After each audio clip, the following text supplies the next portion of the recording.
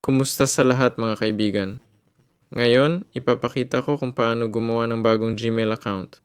Para dito, pumunta tayo sa Google, pumasok tayo gamit ang incognito mode at mag-type ng Google dito.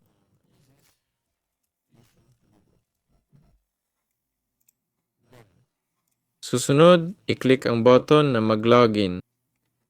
I-click ang gumawa ng account, ilagay ang pangalan,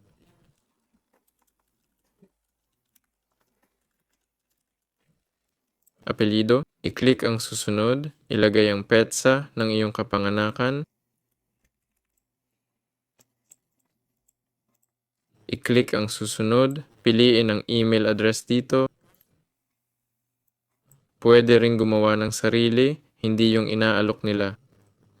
I-click ang susunod at ilagay ang password dito. Gumawa ng gusto nating password.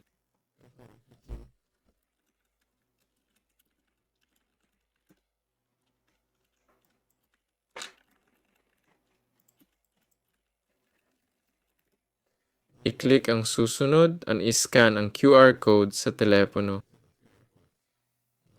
Pagkatapos, kumpirmahin sa telepono, ilagay ang reserve email address dito. At sa ganun, nagawa mo na ang iyong account. Iyon lang, kasama ninyo si Paalam sa lahat.